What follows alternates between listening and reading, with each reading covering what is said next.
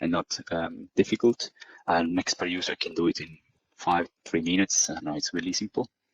Lattice generation is automatic once you set up the case. It can take, well, in this case, 5 minutes, but it can take up to half an hour on some of the big cases. Again, it's machine time. So there's something that the engineer doesn't have to worry about. He can do a lot of stuff in the meantime. And then computation, yeah, might be a little bit longer than Navier-Stokes, especially on average results, because that's a steady code. But still, it's machine time, and we know that engineering time is much more precious than machine time. Okay. And well, post-processing for this case, probably an hour, a couple of hours to make a video like that. But again, it's really streamlined. And as we can see, we're transferring time from engineer to machine. So the machine, which will be the bottleneck in this workflow, is gone. And then we just have, well, simulation time, which is, well, HPC time, okay? So that's the broad overview of XFlow. And now I do have a few slides on the application by industry. Okay, we're gonna see a few key applications on which public data is available. And as you can see, well, we have on the right-hand side a video of the solution of XFlow. We have plotting vorticity, in this case, to visualize the high vertical region in the car. But what's interesting is on the left-hand side, the distribution of CP along the symmetry plane, okay, of the car. So it's along the top, the side of the car in the symmetry plane. And we have experimental data, which are the black dots, and the orange line is XFlow results, okay. Now we see that the match is pretty good. Probably there is a mismatch in this area, which is experimental, experimentally where the support for the wind tunnel was placed, okay, which is not modeled by XFlow. In the simulation, there is not such a device. So, okay, we do expect some differences in there, okay. But the key part is actually at the end of this plot, which is where, well, the actual design changes, okay. We have fastback, estate back, and notchback. And we can see that the separation at the rear is really different for the 3 design. So we can see how the estate back, basically separates, or has got a separation flow, which starts really early on the car, on the design, because of the shape of our back of the car. Okay, and that's correctly captured by XFlow. Okay, so those, well, not only external aerodynamic, but really complex simulation on the transport and mobility industry. Okay, now moving on to more traditional, let's say, simulation, and more what is actually my field of expertise in aerospace. This is the latest results from the 3rd high lift prediction workshop. Again, it's a public workshop where we participate every year, and it's a high lift configuration. So it's an airplane. In this specific case, it's a JAXA design, and as you can see, the geometry is actually complex. It's got high lift devices deployed, so flap and slat. It's got engine nacelle on, really complex flow features. And in this case, if you compare the lift polar or the drag polar of the simulation and the experimental results, they're really, really close, okay? The match is really good. And what's specifically important is, in this case, the maximum angle of attack, but also the maximum lift coefficient. Okay, so it's where this the wing or the airplane starts stalling, and that's key for the design of the plane.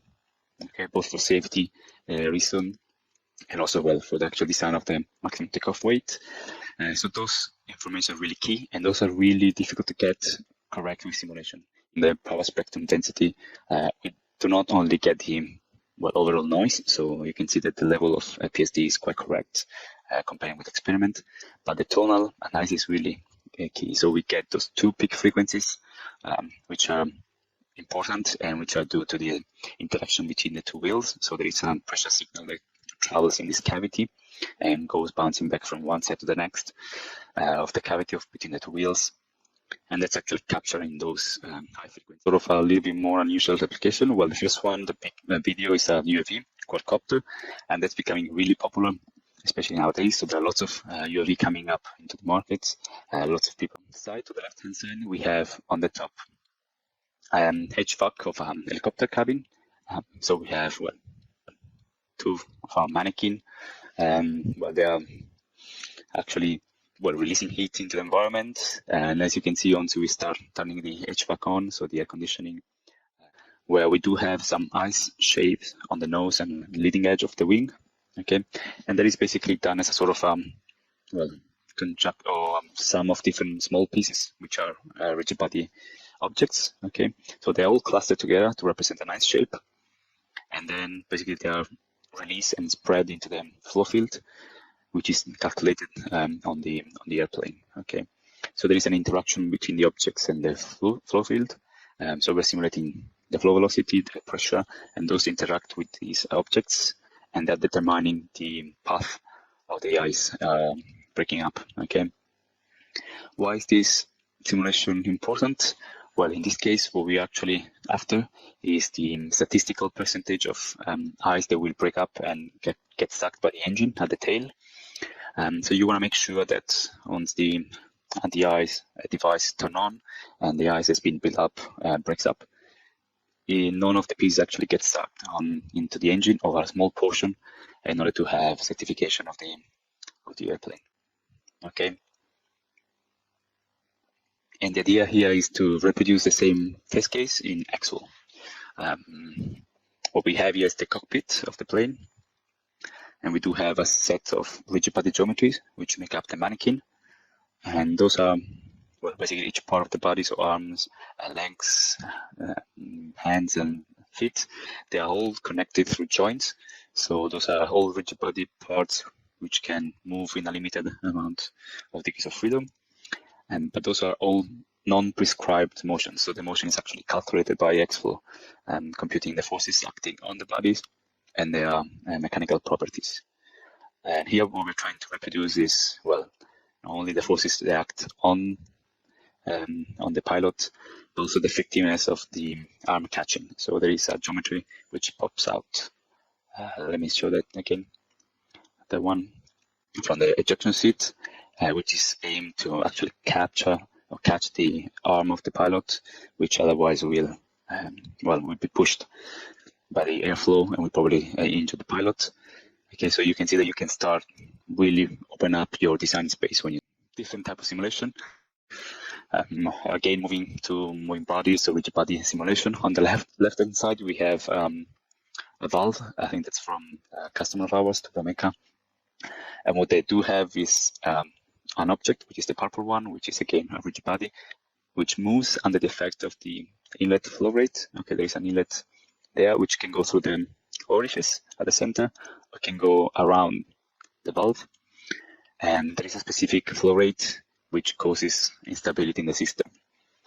And well, that's really dangerous because it creates high frequency vibration, and that is really important. That's why it's really important that you can capture that in simulation before you test that, or try to avoid those type of frequency oscillation. In this case, the test was made in different simulations, so different inlet mass flow. But there is a really clever way of doing that in XFlow, is actually to have an increasing mass flow rate, which is what this simulation is now showing. So in one single unsteady simulation, it's possible to simulate the whole operation range of the valve. And that's really powerful. We're going to see how to insert function in XFlow. Okay. The other one on the right-hand side is a car windshield cleaner. Okay, and that's a specific design which is set actually on top of the brushes, so it moves with the brushes, with the windshield brushes. Okay, so we are simulating on a multi-phase solver. We have our water being discharged into the windshield, but then we have the flow field, the air flow field on top of that, which is basically the component of the rotating brush going around the windshield. Okay, so you can see it's a really complex simulation, although the geometry is simple, but the physics behind them are really, really complex. So they did run the simulation ahead of time and they validated with experiment afterwards, and the match was really good on this design. Now, if we move to marine, it's similar to what we shown earlier in the automotive design. So we're using a free surface solver. So it's water or liquid. It's not a fluid like air. It's not compressible. And here we do have a few cases specifically on designing propeller, either pushing or pulling propellers. So the influence of the design on the simulation of the boat. On the simulation, it's possible to actually have a push design and then do sort of a delta analysis to see which one is more efficient. It's possible to simulate real behavior like the anchor drop on the top, where we have non-natural fluid, like the seabed, and we have the chain and the anchor, which are all rigid body elements defined in XFlow. So the whole behavior of the chain and anchor is actually simulated, it's not set up, it's not a prescribed motion. Okay, kind of engineering on the construction work. And this was a setup made by Bengoa, and they were trying to get wind load on this mirror. So those are mirror which try to focus the solar power on small pipes where water goes through, and then they get vapor out of it, and then can move to pipes and stuff like that. Okay, the problem of those mirrors, those are usually in a desert and area, really flat, wind is quite strong. So they have different inclination, different pitch. And this study was meant to, well, characterize the loads on those elements at different pitch angles. Okay, and as we can see, well, the experiment and the XFlow results